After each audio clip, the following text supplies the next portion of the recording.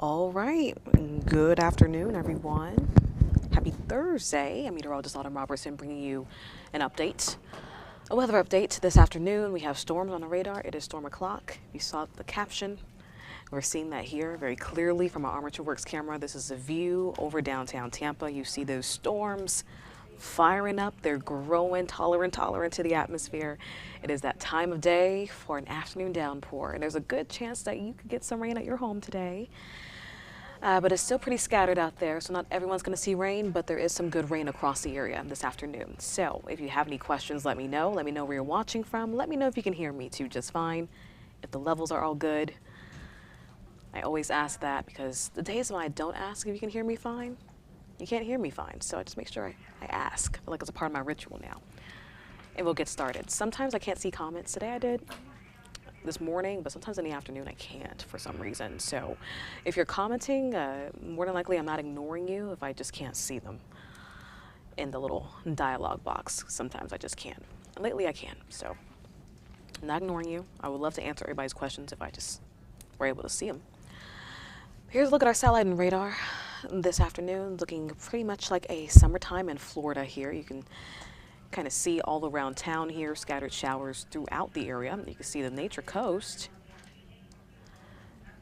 Not terrible. A few storms about an hour or two ago are now kind of falling apart and pushing offshore, are pushing more so to the east. A lot of these storms today, especially later on this evening, will be a focus in our inland spots, definitely east of I-75, but our coast are getting in on some of the rain this afternoon. I'm going to pause this real quick and go to my next rad.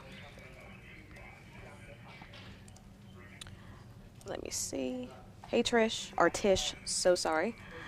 Said send us any that is not needed there in Kentucky. Yeah, I know. We have a lot of rain. We could definitely spread some about.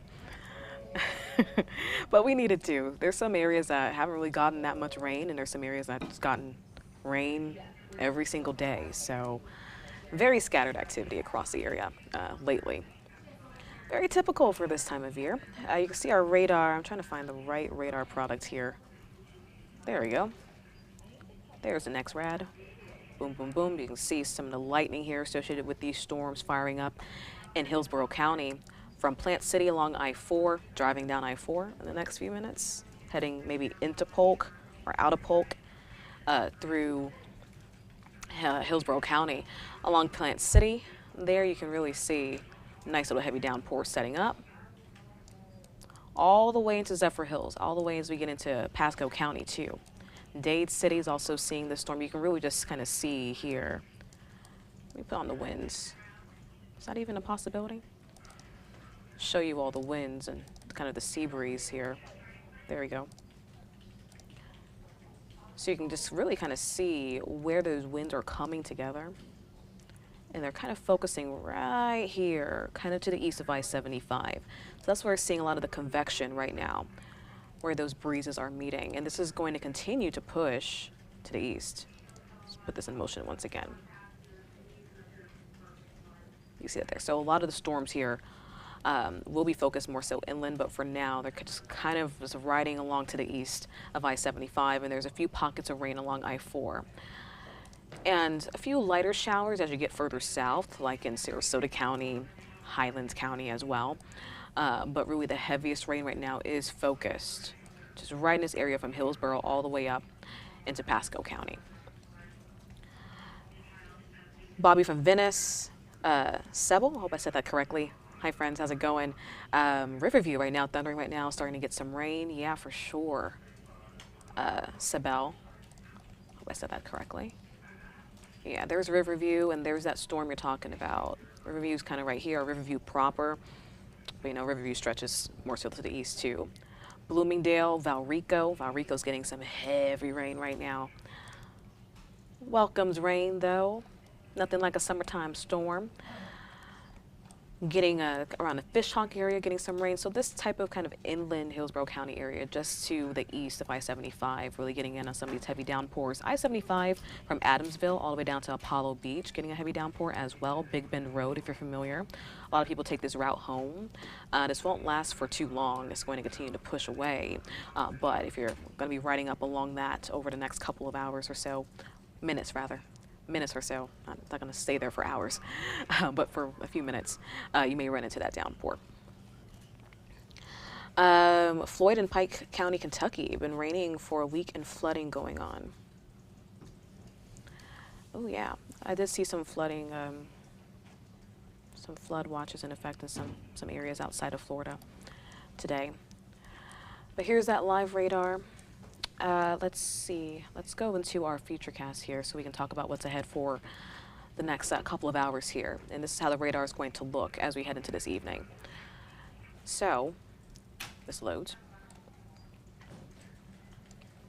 I say this every day. This has been like a weird loading situation for me on this system lately. Everything takes such a long time to load. But okay, here's the kind of the play-by-play. So you see that this is around 4, 5 o'clock right now. And that's kind of sort of what's happening. You can kind of see these heavy downpours really just focus along-ish I-75 and to the east. And that's where we're going to continue to see those storms set up later on tonight.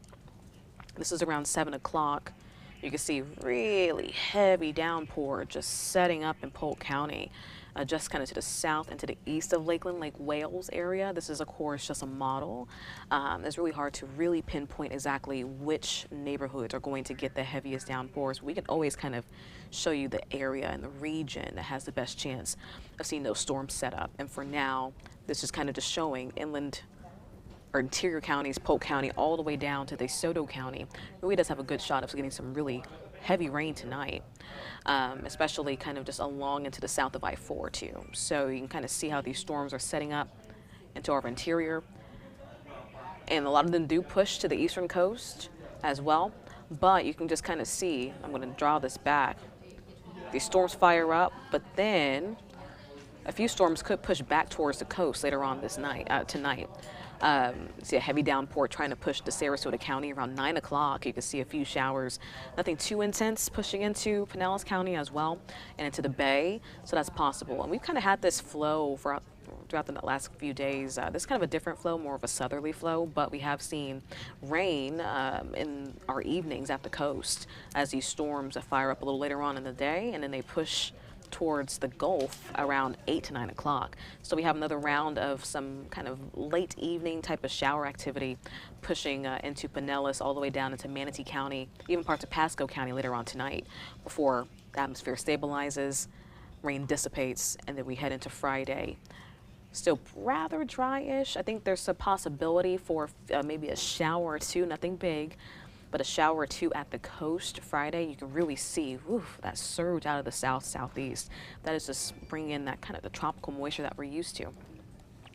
So you see these lighter showers trying to pop up at the coast on Friday.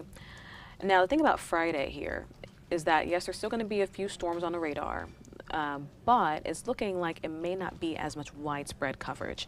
So even though there's still going to be an afternoon downpour in some areas, and this model here is a little more aggressive, but it is showing some storms trying to push once again towards the coast around 8 to 9 o'clock.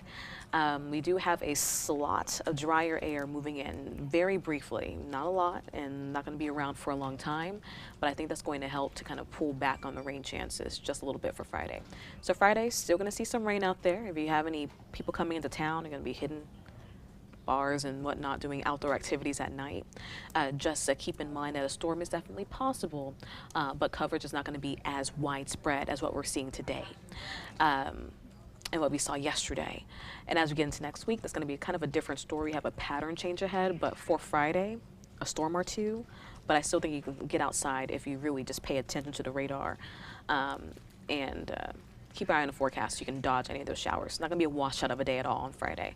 In fact, it's going to be really hot and humid throughout most of the day with that sunshine blasting through the mornings. Heading into Saturday, very similar situation to Friday. I think most of your day will be nice and dry. Your mornings pretty quiet. Maybe a light shower at the coast, but as we get into the afternoon and evening, a few showers will pop up, especially inland that night. And then we start to see a bit more of a shift. You can even see Sunday here. Sunday morning, you can see that's that pattern change we're kind of talking about. Those winds are now shifting out of the southwest, and as we get into Sunday, Monday into Tuesday, we're going to start to see more of a flow that's going to support a few scattered showers pushing in at the coast first because of the southwesterly flow, and those showers and a few storms will build towards the eastern coast. So our western coast get a little bit of rain earlier on in the day before it all pushes out to the east, and then it's Orlando and Daytona Beach's problem. And I'll show you what I'm talking about here in just a second. Hey Rob, I said very intense lightning last night east of Bradenton at Florida State Route 70 and I-75. Thank you for letting me know that. And yeah, there was a really robust storm moving across that area that night. We love a good lightning storm, but we like it when we're inside and we're safe. So, of course, if you have any pictures, pictures of these storms, I would love to see them. Please share. But thanks, Rob, for mentioning that to me. It's feeling like a Florida summer, all that lightning at night. So, here's our precipitable water graphic. I do want to kind of show this to talk about what's ahead as we get into next week. So you can kind of see here for the next couple of days. See Friday? You see that little light yellow band? That is that slightly drier air I'm talking about. And with that flow still coming out of the southeast, I think the winds could maybe tap into some of that slightly drier air, which would kind of support a less showery activity as we get into Friday. Still a few showers on the radar, but nothing as widespread. This is going to be short-lived though, and here's why. You kind of see these deeper greens, even those blues on this map, right? That is indicating a front moving in to the northern part of the state. That is more moisture pooling in ahead of the front. And as we head into this transition period, Sunday into Monday, you see that arrow right there.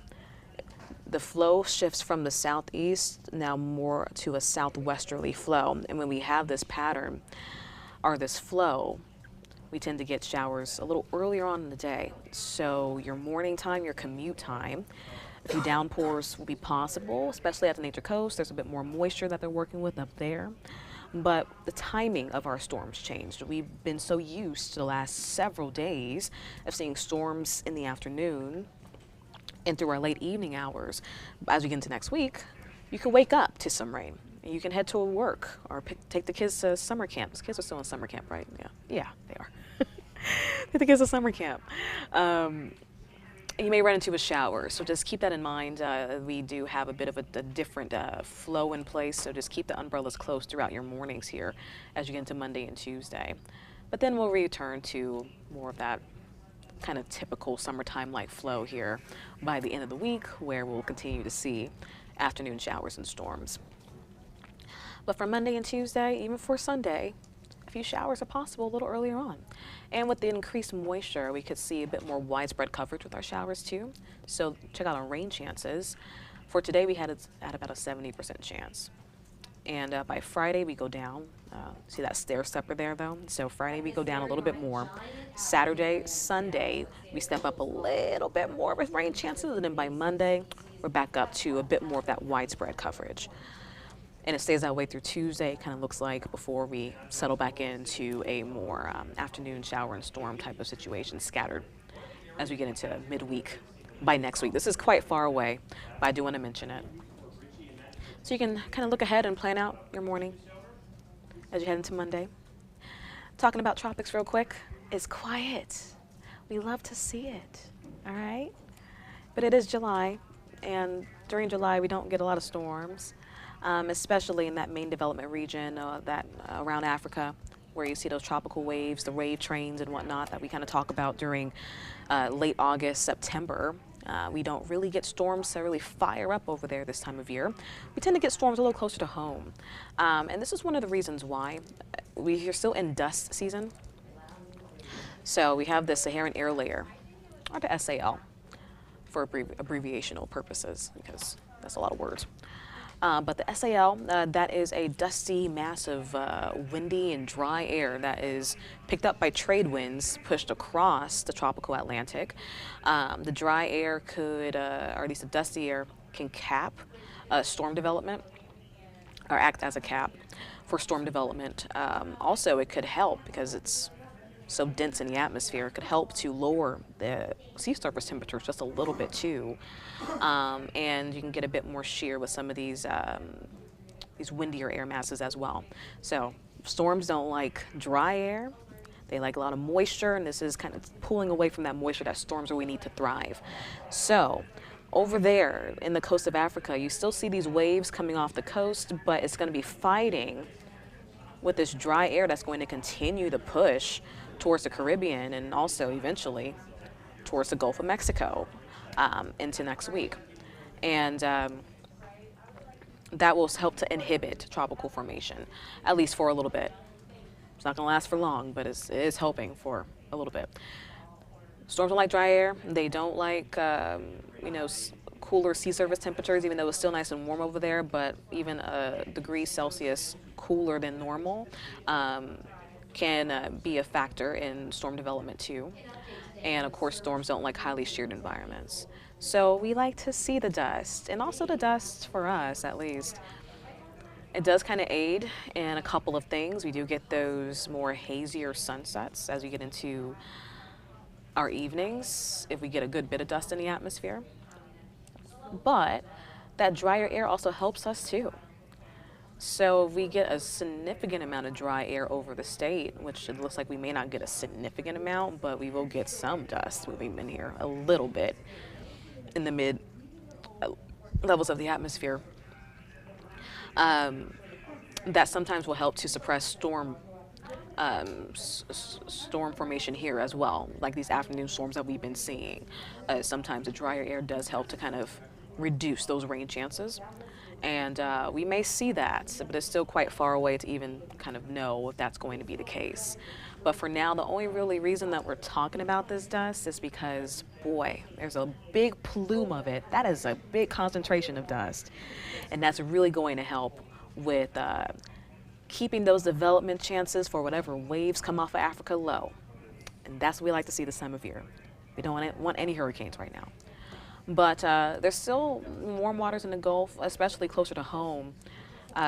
Storms tend to develop closer to home around this time anyway, because yes, it's still dust season over along in the coast of Africa, so conditions aren't really favorable over there this time of year. But over here, we can get some storms kind of form. Sometimes it's a good environment. So have very warm waters in the Gulf of Mexico, very warm waters along the coast of the Atlantic coast there. The Gulf Stream sits right on the coast, and so storms could tap into that, or at least areas of low pressure can, and develop some tropical characteristics and form. And we saw that earlier this year with Colin, that just formed a few days ago. People kind of were like, where did that come from? And you had that low, and it just really tapped into that warm water of the Gulf Stream, and then boom, you had a storm.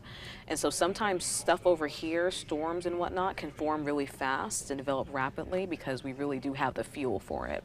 So we do keep our eye on the Gulf of Mexico very closely this time of year. Also right here in the Windward Islands. We actually had Elsa form into a depression over here at this kind of the same time last year, before it rolled up the Florida coast. If you were familiar with Elsa, if you were here, around this time of year, it formed in that kind of likely area you see in the blue, and it developed, and it came into Florida, and it was kind of a nuisance for a little bit, but we got through it. So these are the areas that we really do watch. It's not necessarily saying that stuff out in the out in the Atlantic doesn't develop this time of year, because we have seen storms before, like Hurricane Bertha, I believe it was Bertha, form way out there, but it stayed out at sea for the most part. So we still get storms and development out there, but really closer to home is where we tend to hone in on this time of year, because conditions out there are just not as favorable. All right, I've kind of been rambling about tropical development for a while now. Let's get back to the radar. I'm going to wrap it up because we have I'm a little distracted because I forgot we have the show going on and like now. So you can tune in and watch Courtney, Josh, and Bobby right now.